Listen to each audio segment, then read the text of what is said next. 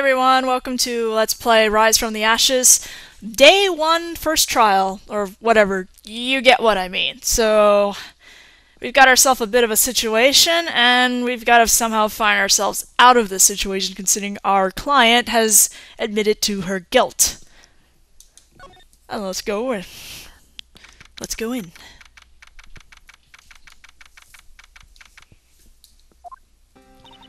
How did the investigation go yesterday, Mr. Wright?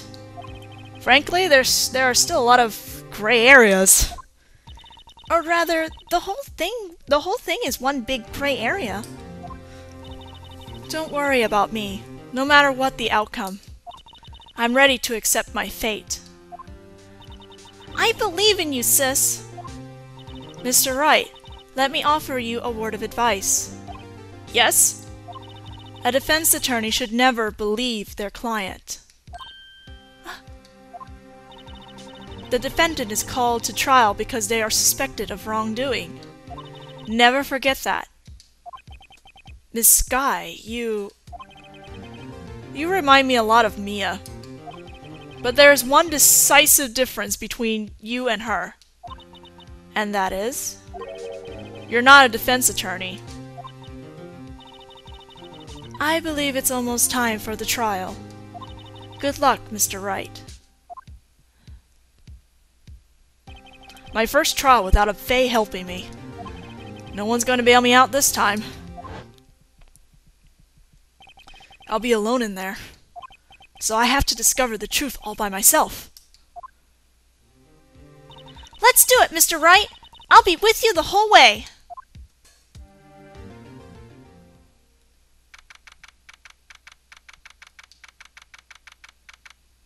Courtroom number 9. Okay.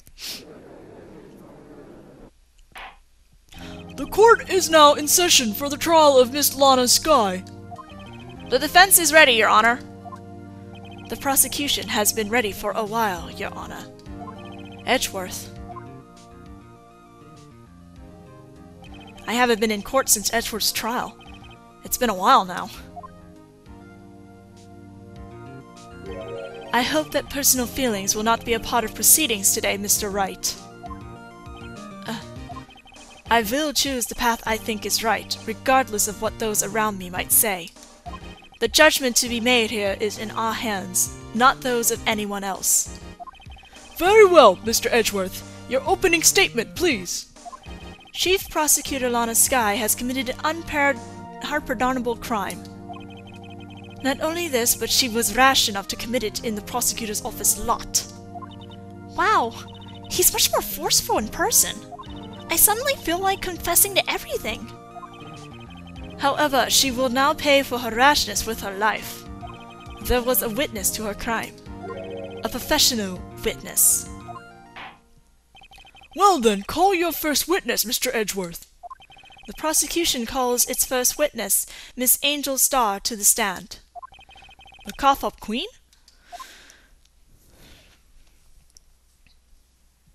Haven't I seen you somewhere? You ordered the caviar lunch, right? Oh, caviar! I've never eaten caviar before. The judge is really wolfing it down. And for you, a fiesta? I have a fiesta bowl. Thanks. Will the witness state her name and profession? And you, sir? Did you order the fingerprint lunchbox? It is too early for lunch. Your name and profession, please. Well, Your Honor, how does it taste? So, this is why everyone raves about caviar. It's so tasty, it hurts. I always thought caviar would taste like pickled tapioca. What the heck does pickled tapioca taste like? Name, profession, now. Me?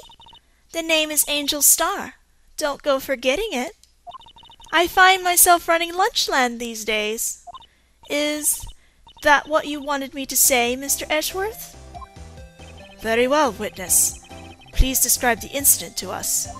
The prosecution will wait. I'm not finished eating. Hurry it up!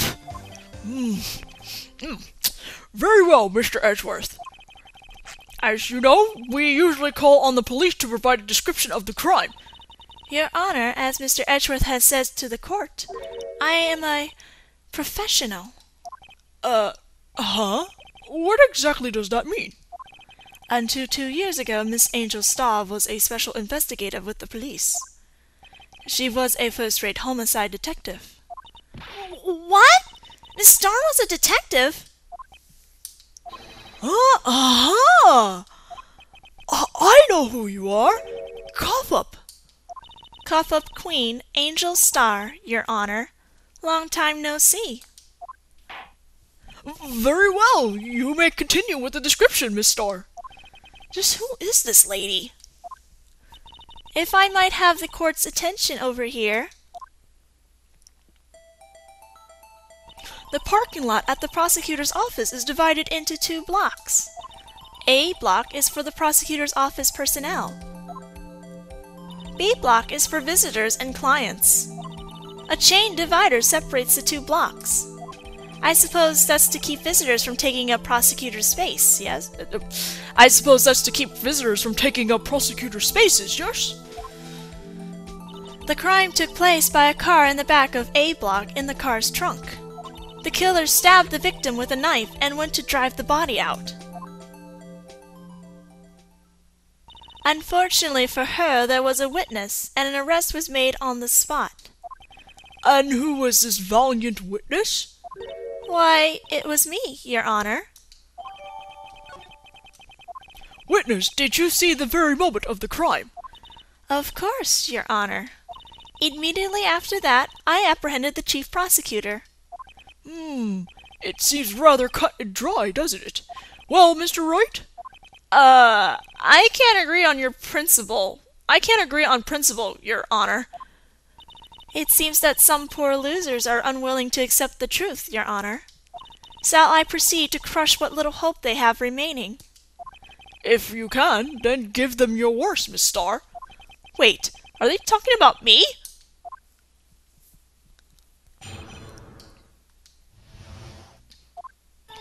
Somehow, I always knew a day like this would come. I was on my way to deliver a lunchbox to my boyfriend, when I sensed something. Perhaps it was my finely honed detective instincts working. Then, through a wired fence, I saw the chief prosecutor standing next to a garish car. The chief prosecutor was holding a knife in her right hand. Then she thrust the pointy tip of the knife into Detective Goodman's chest. Bringing a lunchbox to your boyfriend. How touching. As you can see, there is no room for doubt. The key point of your testimony seems to be nothing other than the point of the knife which you saw being stabbed into Detective Goodman. So, how does it feel to be so utterly crushed? I'm still thinking about that. It's merely a flesh wound, Mr. Wright. Very well, Mr. Wright. You may cross-examine the witness. Alright, we're gonna press on the first statement.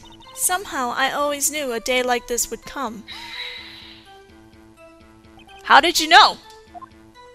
I respect the prosecutor's basic abhorrence of crime, yet their methods are ugly and twisted.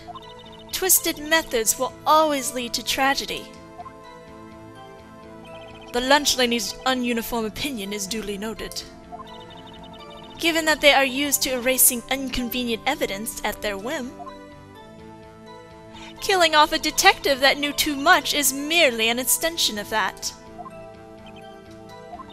Miss Starr, do you have something personal against prosecutors? I felt that I had found my dream job when I became an investigator. And if I hadn't been laid off by those prosecutors over there, I'd still be one. Laid off? She was fired. To me, prosecutors are nothing more than worms. That said, I am a pro, as you know. My testimony is unbiased and flawless. Very well. You may continue, Miss Starr. We're gonna hit the wire fence statement. Then, through a wired fence, I saw the chief prosecutor standing next to a garish car. By garish car, you mean Mr. Edgeworth's car, yes. Mr. Edgeworth's? Incidentally, the knife with which the victim was stabbed was also Mr. Edgeworth's, wasn't it? Indeed, it was. What an odd case this is. And the person you saw, you are sure it was the defendant? I saw her from no further than 30 feet away. I'm certain it was her. If she's telling the truth, we're doomed. Let's just do what we can. Even if we don't have any proof, we can always complain. Witness! In your testimony, you clearly stated the following. Prosecutors are nothing more than worms. Ergo, you are a biased witness. You might want to keep those silly opinions to yourself in the future, rookie. Huh? Rookie? Unless you're willing to risk the consequences of doubting me? I'll fry you like a fritter, crispy on the outside, chewy on the inside. That was inspiring. I believe I've heard that tagline elsewhere. You could cry plagiarism? Plagiarism, excuse me. I may be regulated to the lowly post of lunch lady, but my instincts are honed. Oh, photograph! You took this? The moment I witnessed the crime, my reflexes took over, and snap, I took a picture. In fact, one of my lunchboxes is rigged with a camera. I suppose that's more exciting than just hanging it around your neck. This is my first time seeing this photograph. You think I show it to you, a prosecutor? Think again. My boyfriend works in the photography division of criminal affairs. Well, this is most certainly the defendant. Uh-oh, that is unmistakably Lana Skye. So, what was the defendant doing at the time?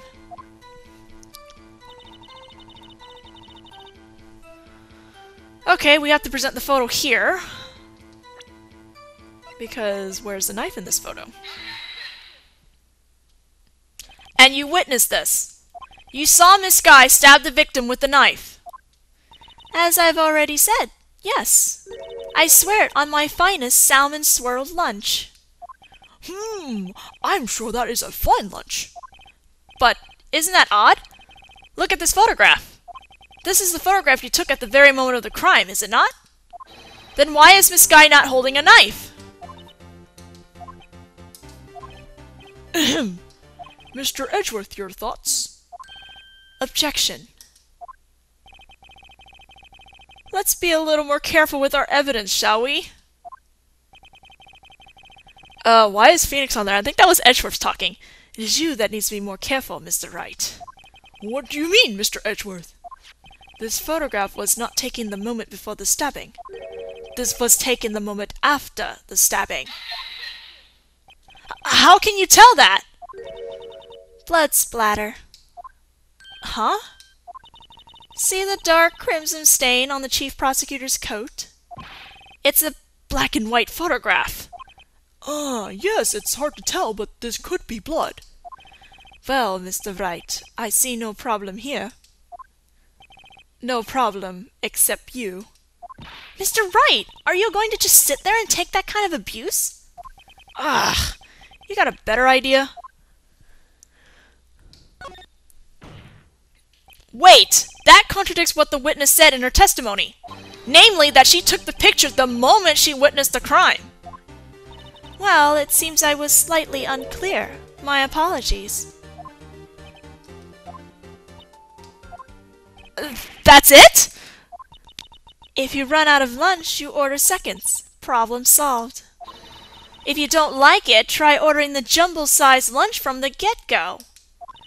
Good advice. I'm not sure I understood it, but good advice. I didn't have time to stop her. Prosecutor Skye was cold, calculating, like a robot. She killed without pain or remorse. It was a premeditated murder. Premeditated? How do you know? Look at the chief prosecutor's hands in the photograph. Well, are those gloves? Surgical gloves made of thin rubber, most likely. Why would she have those on? If it was not premeditated, she would not be wearing those gloves. Ah! These gloves do seem to tell a tale of premeditation. Premeditated murder. A serious offense. Witness, add this to your testimony. The murder was planned. The rubber gloves prove it. We gotta present something here. Which is the knife. Witness, do you know what this is? Are you trying to test me? I sell box lunches for a living, you know. That's a knife. The knife. The knife that was in Mr. Edgeworth's trunk. Indeed, it is my knife. What's with this case?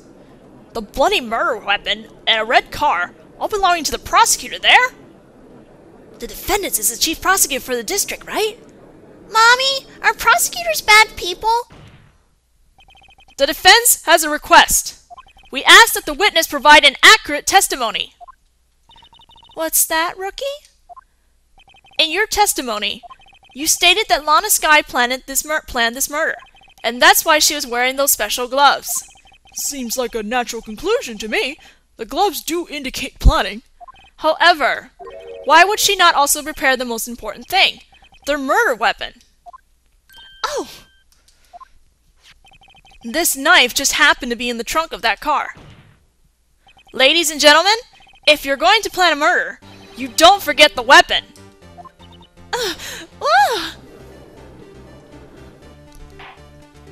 Order! Order! Order! Great, now the tide is turning in our favor. Great show, Mr. Wright! My sister's as good as free! Are you sure? Right. I believe the next lunch you'll be eating is humble pie. What? I hope you weren't deluding yourself in thinking that the tide has turned. Not over such a trifling detail. But this shoots a hole in the whole... this shoots a hole in the whole premeditated theory. Bah! The prosecution could care less if it was premeditated or not. The only one who seems to care is that lunch lady over there.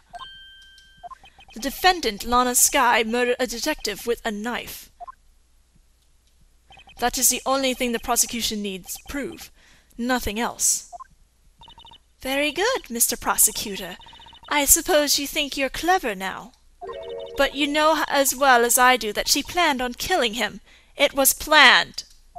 If she wasn't, why would she have been wearing? I believe I'd like to hear your testimony again. Witness, please tell us only what you saw, not what you thought. How dare you? My powers of deduction are not to be underestimated. Really now?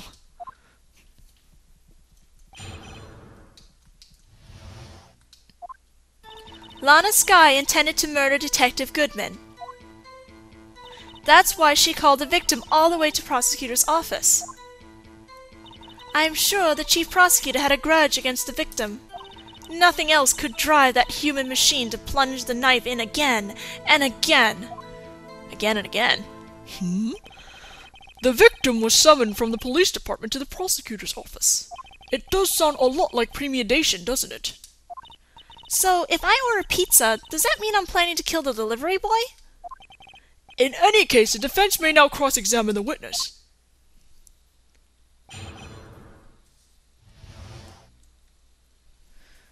Alright, we're presenting the autopsy at the very end, where she said stabbed and again. Nothing else could drive that human machine to plunge the knife in again and again. You say she stabbed him again and again, But you couldn't have witnessed that. Are you testing me? Then I'll test you. With my moss surprise. I'm afraid the moss is growing under our feet as we wait, Miss Starr. What do you mean? I shouldn't have to explain this, but take a look. The autopsy report states that death was due to loss of blood from one stab wound. Ah, huh. You're right. Good show, Mr. Edgeworth. What a hunk! He's my hero, really! What about my objection? No one noticed? Well, witness.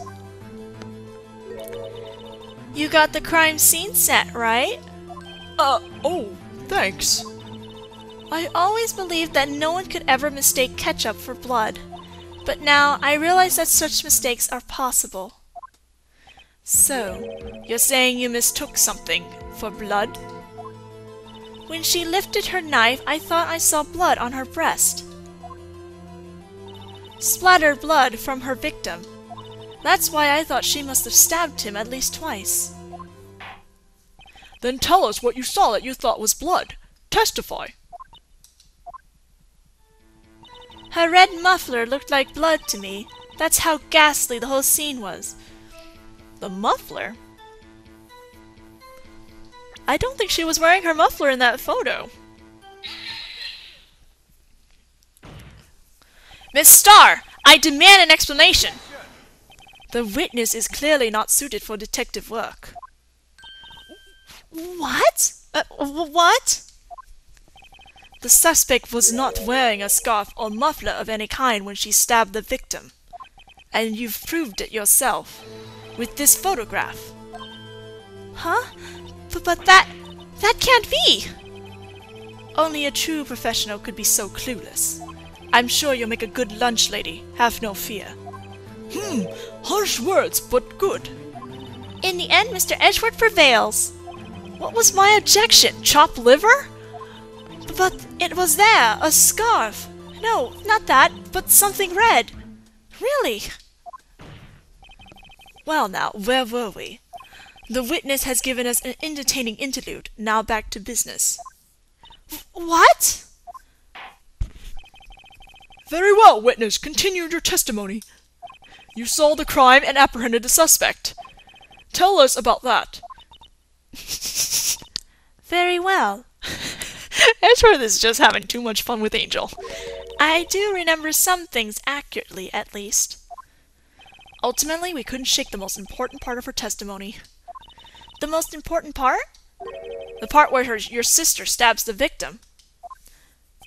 This next testimony might just be the moment of truth. Emma is a freaking mind reader. After the murder, the suspect attempted to run behind a partition off to her side. I quickly caught her, explained her rights to her, and arrested her on the spot. Ah yes, when I arrested her, she mentioned the muffler. That's what had me confused in my earlier testimony. The chief prosecutor made to escape, but against Angel Starr, resistance is futile. You are quite determined about this scarf, aren't you? I strike like a snake and bite like a cobra. That's me, Angel Starr. That wasn't a very good metaphor. First of all, a cobra is a kind of snake. Don't bother me with details unless you want to get bitten. No thanks. Note to self, Attorney Wright gets bitten by snake. The chief prosecutor tried to resist, but her efforts were in vain. She knocked my hands aside, kicked over an oil drum. Oil drum? Hard to imagine. Oh, she's beautiful, but deadly. A predator, this one. A leopard woman. Rawr. Very well, Mr. Wright. Your cross-examination, if you will. Whew. Okay, we gotta press on her when she mentioned the muffler. When I arrested her, she mentioned the muffler. She mentioned the muffler? What exactly did she say? If I remember exactly, I would have told you in my testimony. Cheeky. Anyway, all I heard her say was the word muffler. Just that one word. So, what you heard wasn't the suspect talking to you, but to someone else? Someone else? Yes, the chief prosecutor was talking on her phone. Her phone? You mean the cell phone? By phone, do you mean this cell phone discovered at the crime scene? Yes, ultimately. Ultimately? My memory. It's like a salmon heading upstream, you see. No, the court doesn't see, Miss Starr. The chief prosecutor first attempted to use the phone hanging on the wall. On the wall? That's right. Near the car, there was an emergency phone on the wall. Apparently, it was out of order. And so she used her cell phone? Indeed, the emergency phone was out of order that day. Good witnessing, witness. Good witnessing? Whatever happened to good testifying? You should, of course, add this to your testimony. The things I do to please this rookie defense attorney. Anything to the truth. She gave up trying to use the phone on the wall and just used her cell phone. Okay. Let's go present the floor plans. This evidence clearly reveals a contradiction in that statement, Your Honor. How exactly are that evidence and the statement just now related? They aren't they? What? I don't? Not at all, Mr. Wright. Please think the facts over before making accusations. I don't think that won me any points for the judge. Okay.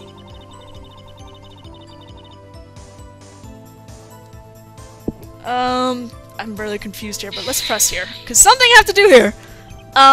Do you think you could restate your testimony for the court? Aha! I was going to ask the same thing. I only say this one time, so listen close, rookies.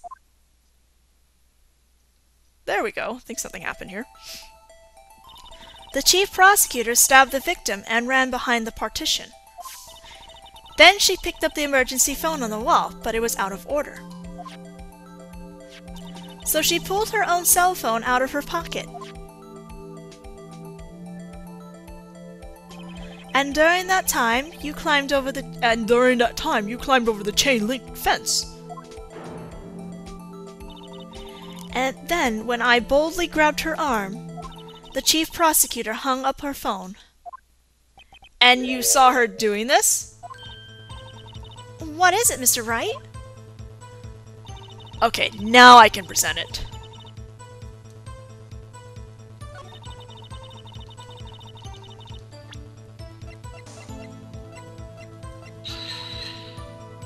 What?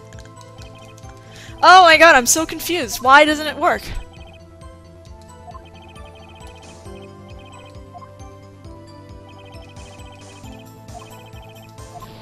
Where am I presenting?